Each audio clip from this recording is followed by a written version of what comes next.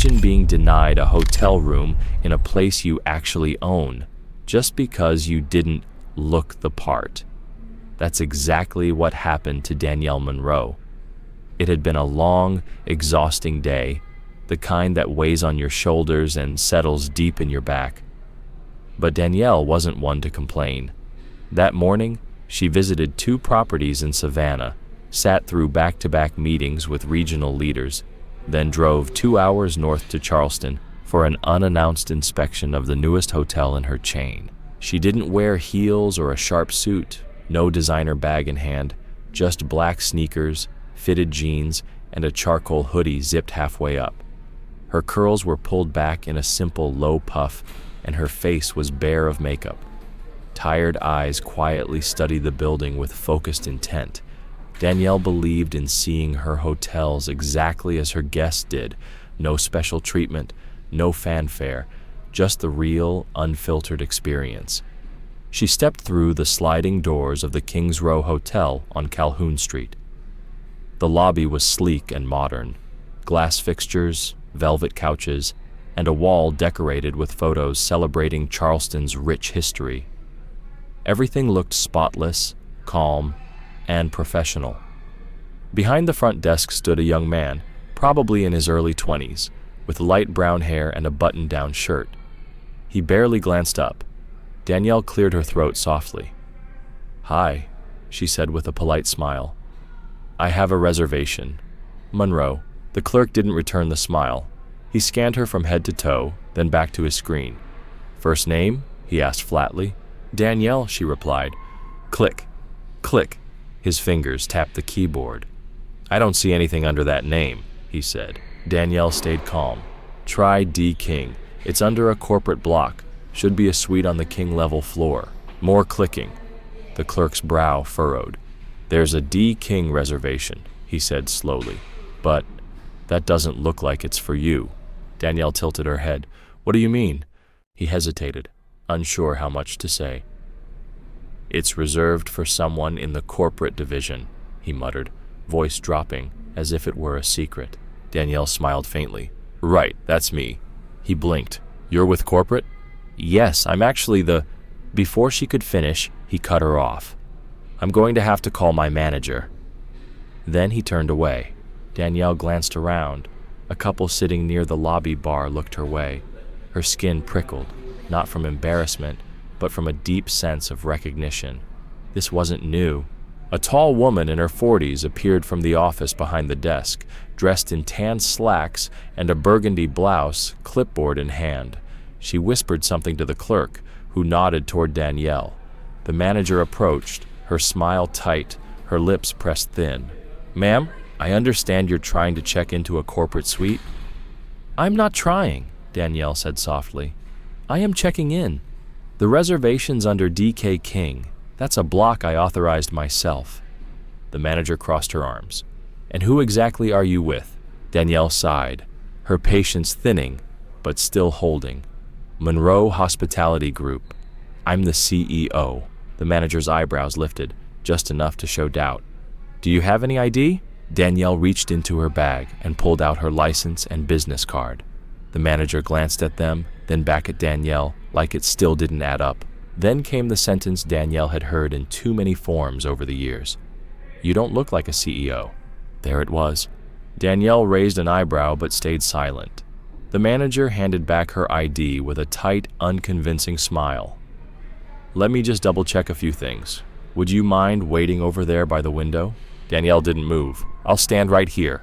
The clerk was staring now. A security officer appeared from near the elevators and started walking over.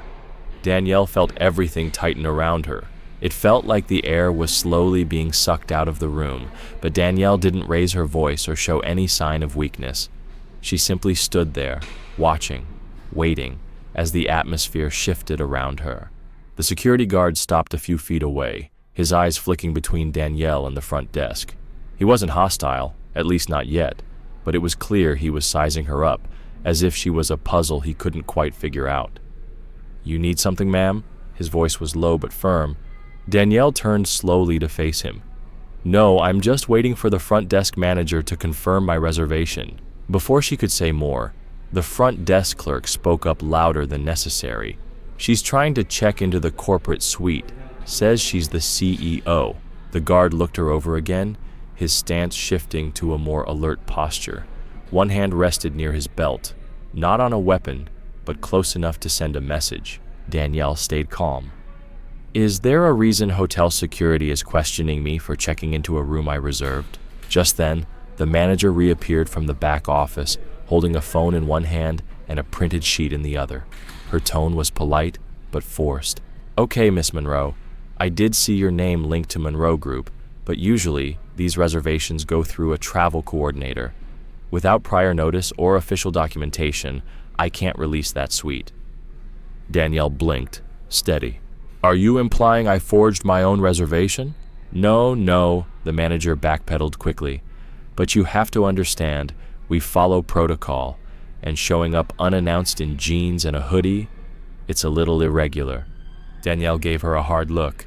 Is it irregular because I didn't send a memo? Or because I'm not what you expected a CEO to look like? The manager opened her mouth but said nothing. The clerk shifted awkwardly. Even the security guard took a half step back. Danielle exhaled slowly. This is my hotel. My company built it. My team trained your staff. That suite was reserved to evaluate your professionalism and service. Congratulations. You just failed. The room fell silent. Instead of arguing, the manager's eyes narrowed, like she was waiting for a mistake from Danielle. I'd still like to confirm with corporate, she said, just to be sure. Danielle tilted her head. You want to call my office? Yes. Go ahead. Her expression remained unreadable. The manager turned toward the office. Danielle waited a beat, then added quietly, when you get my assistant on the line, ask her what happens when a team disrespects a senior executive during a mystery inspection. The manager hesitated mid-step. I'll wait here, Danielle said calmly. The security officer cleared his throat. Ma'am, could you please step outside while they confirm? This really isn't necessary. Danielle gave him her full attention. What isn't necessary? Me standing here, or me being in this hotel at all? He looked uncomfortable, as if he hadn't thought it through before speaking. Danielle slung her bag over her shoulder. You know what? I'll step outside. I could use some fresh air. She walked slowly toward the glass doors. Her sneakers made soft contact with the polished floor, each step louder than the silence behind her. Outside on the sidewalk, she pulled out her phone. One number, no hesitation. Janet, she said, as her assistant answered. I need you to call William and tell him to contact the Charleston Kings Row Hotel immediately. Use the internal line. She paused. Yes, they're playing with the wrong one. She ended the call and stared through the glass. Inside, the front desk staff huddled, whispering nervously. The manager was dialing a number with her back turned. Danielle didn't feel angry. She felt steady. This wasn't the first time. It wouldn't be the last. But it was going to be the last time here. Because what they didn't realize was the call they were about to make had already been made. Inside the hotel, the manager tapped her manicured nails impatiently on the countertop while the front desk clerk hovered nearby, trying not to look nervous. When the call finally connected, Pamela straightened and spoke clearly. Hi, this is Pamela Jones, assistant manager at the Charleston Kings Row. I'm calling to verify a walk-in guest claiming to be a corporate executive, Danielle Monroe. The voice on the other end was quiet at first, then suddenly sharp. Wait, did you say Danielle Monroe? Yes, she says she's the CEO. A pause. Then the voice came back louder. You mean the Danielle Monroe, whose name is on your payroll, the one who owns Monroe Group that owns the Kings Row brand? Pamela froze. The voice didn't stop. Put me on speaker now. She fumbled with the phone, clicking the speaker icon. The front desk clerk stiffened as the voice rang out loud and clear into the lobby. This is William Langston, Vice President of Operations. Who am I speaking to again? Pamela, Assistant Manager, she replied, her throat dry. Pamela, William said, his voice low but surgical. Why exactly is the CEO of the company standing outside her own hotel right now? Why was she not only refused a room, but also met with security. Pamela glanced toward the glass doors where Danielle was still calmly waiting. I wasn't sure it was really her. So you decided that she didn't look the part? The clerk stepped back, pretending to reorganize brochures. Pamela was out there alone. William continued, "Tell me, did she raise her voice?" "No." "Did she threaten anyone?" "No." "Did she do anything other than give you her name and ask for the room that was reserved for her?" Pamela swallowed. "No." Silence. "Good," William said, "because now you're going to walk your ass outside and apologize to her. Not tomorrow, not after lunch, right now, and then you're going to offer her anything she wants and hope she doesn't decide to make this your last day in hospitality." Pamela glanced at the security guard, who had wandered back toward the elevator, but was clearly listening. She looked like she wanted to melt into the floor. "Do you understand me?" William snapped. "Yes, sir." The line went dead. Pamela stood frozen for a moment, her skin suddenly feeling too tight for her own body. Outside, Danielle calmly scrolled her phone. The manager approached, opened the door, and stepped out. "Ms. Monroe," she said. Danielle looked up unfazed. "I want to sincerely apologize. There was clearly a major misunderstanding. Your suite is ready, and I'd be more than happy to—" Danielle stood slowly. "You've confirmed who I am?" "Yes, of course, I spoke with corporate." "Not just corporate. You spoke with William." Pamela nodded sheepishly. Yes, ma'am." Danielle let out a slow, dry laugh. "Isn't it funny? 10 minutes ago, I was just a woman in a hoodie who couldn't possibly belong here." Pamela opened her mouth to respond, but Danielle raised a hand. "Number, I'm not in the mood for excuses. I'm in the mood for accountability." Danielle walked past her and back into the lobby. The clerk looked up, then quickly down. As she reached the desk, another man walked in, a sharp gray suit, leather folder in hand, Bluetooth in his ear. He was black, mid-40s, and walked like someone who solved problems for a living. "Danielle," he said with a half-smile as he approached. "You all right?" Danielle nodded. "They're learning." "William briefed me," he said, glancing toward the front desk. "Let's get you checked in and make a few things very clear to this team." Danielle looked around the lobby, the staff who questioned her, the guard who hovered too close, the guests who watched silently. Because this wasn't just about a room anymore. This was about what happens when respect follows recognition, not the other way around. Danielle didn't walk back in like someone demanding power. She walked in like someone who already had it and knew exactly what it was worth. The man beside her was Julian Barrett, a senior operations director, cool under pressure, razor sharp with details. He'd flown down from Charlotte the moment William called. That's how serious this had become, in less than 30 minutes. Pamela, the assistant manager, tried to salvage what she could. "We've upgraded the suite, of course. Sent up a fruit tray, a bottle of champagne. Anything else you need, Ms. Monroe, it's yours." Danielle's calm confidence said it all. Julian didn't even glance at her as he turned to the front desk clerk. "What's your name?" "Brandon," the young man mumbled, shrinking into himself. Julian gave him a long, steady look. "Have you ever Googled who signs your checks?" Brandon shook his head, cheeks burning. Julian pulled a printed email from his folder and slid it across the desk. "This memo went out company-wide 2 weeks ago. It states that Ms. Monroe would be conducting unannounced evaluations at several properties." Pamela's face flushed bright red.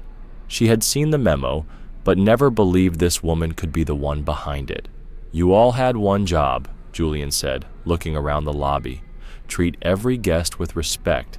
That's not just hospitality, that's basic human decency." Danielle folded her arms, voice rising just enough for everyone behind the desk to hear. "The thing that gets me is, I never asked for special treatment. I didn't say, 'I'm the boss.' I didn't ask for favors. I just wanted to be treated like any regular guest." She turned slowly toward Pamela. "But you couldn't even do that." Pamela opened her mouth maybe to defend herself, but Julian cut her off sharply. "Don't, just don't." From the corner of the lobby, the security officer stood silently, looking uneasy, as if the reality of what he'd been part of was finally sinking in. Just then, another figure entered the hotel, Kendra Willis, regional HR manager. slim, serious, always dressed like she could be called to court at any moment. She walked straight up to Danielle and Julian. "Got the footage," she said, holding up a USB drive. "Security cams, audio at the desk. It's not a good look." Danielle's mouth twitched in a faint smile. "Rarely is."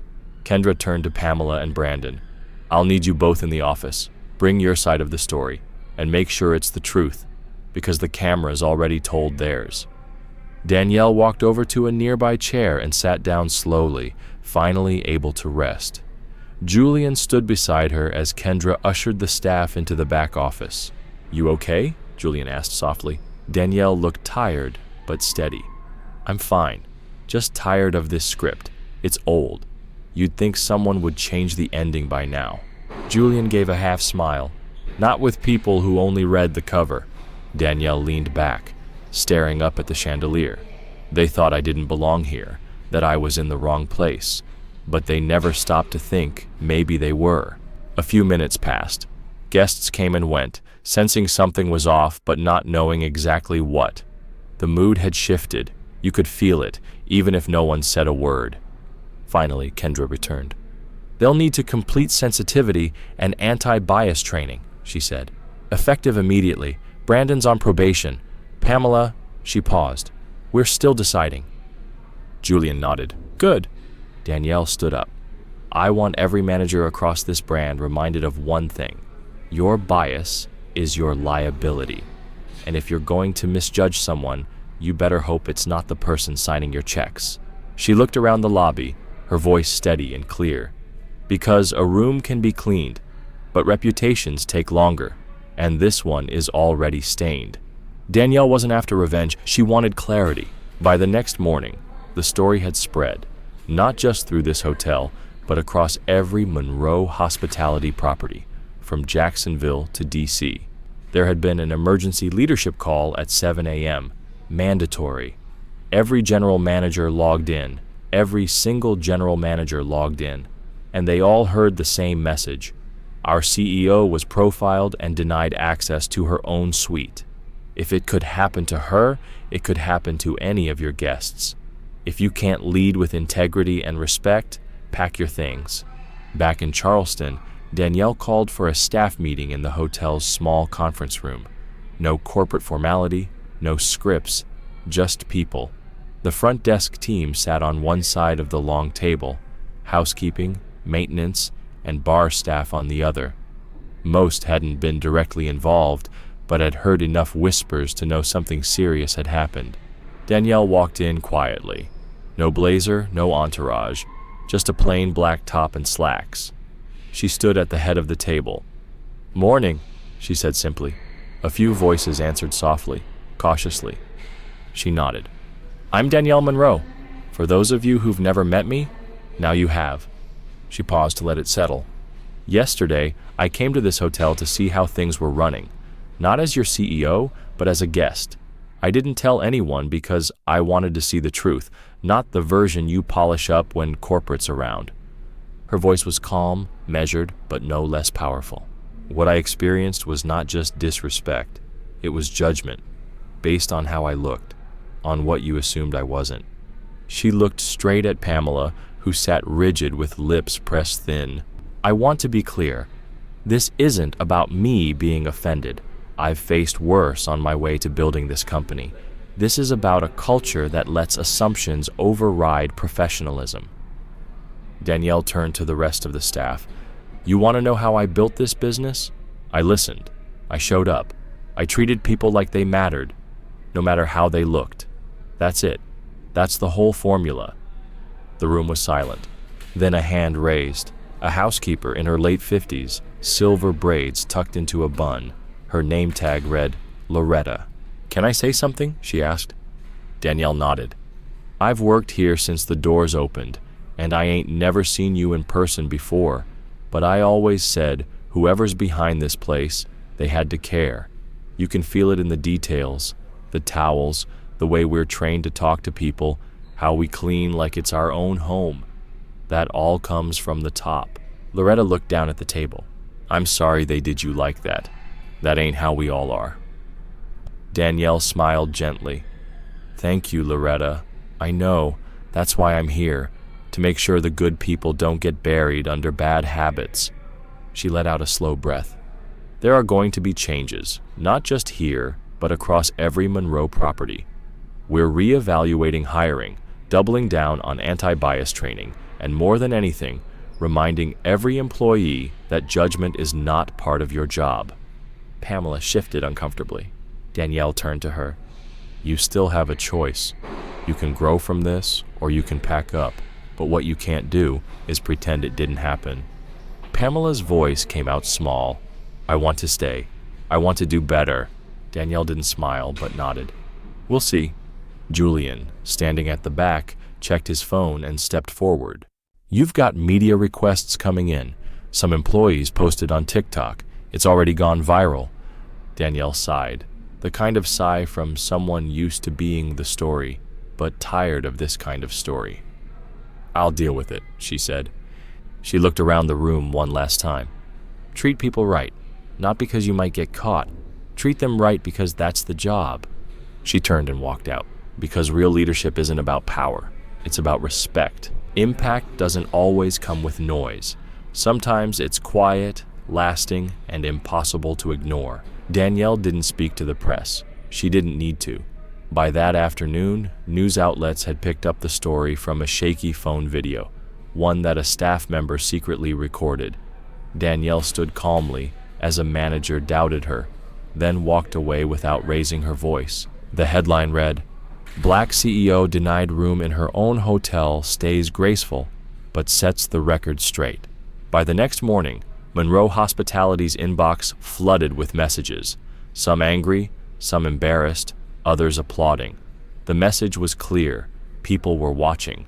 Not just the guests, but the leaders too. Pamela stepped down later that week. Brandon remained on probation, undergoing full retraining with HR. Security staff across the region faced a broader review, not as punishment, but as a reckoning, a mirror held up. Meanwhile, Danielle stayed in Charleston for 3 more days, not in silence, but in motion. She walked every floor, spoke with cleaning crews, ate breakfast in the lobby alongside regular guests. No press, no cameras, just presence. That Friday morning, she stood alone in front of the plaque at the hotel entrance, the one she had approved months earlier when construction finished. Her name was etched in bronze at the bottom. Danielle Monroe, founder and CEO, in honor of every guest who deserves to feel welcome. A guest passed by, mid-50s, wearing a dark blazer. He glanced at the plaque, then at Danielle, then did a double take. You her? He asked, pointing at the name. Danielle gave a tired smile. Yeah, that's me. He blinked. Wow, that's... well, damn. No offense, but I wouldn't have guessed. Danielle nodded slowly. Most don't. He laughed awkwardly. Well, this is one hell of a hotel. She nodded again. That's the goal. He moved on. Danielle stayed where she was. Julian joined her a minute later. Think they'll learn from this? She didn't answer right away. Then she said, I don't care if they remember me. I care if they remember what happened. He nodded. They will. She turned from the plaque and picked up her suitcase. Time to catch my flight. As they walked through the lobby, a young black woman behind the front desk looked up. Not Brandon, Julian whispered. Someone new, maybe just hired. She gave Danielle a tiny smile and a respectful nod. Danielle smiled back, a smile that said, I see you. You belong here. And this time, no one questioned it. Because sometimes the loudest message is the one you never raise your voice to deliver. Sometimes the most powerful move is staying still long enough for people to see the truth for what it is. She didn't burn the place down. She lit it up. So next time someone looks at you and says, you don't look like... let them finish the sentence, and then go ahead and finish the story. If you've ever been judged before you had the chance to speak, before your name, your work, or your truth had a chance to show up, remember this. You don't owe anyone proof of who you are just to earn basic respect. But if they make you prove it anyway, make sure they never forget what happens when they finally get it.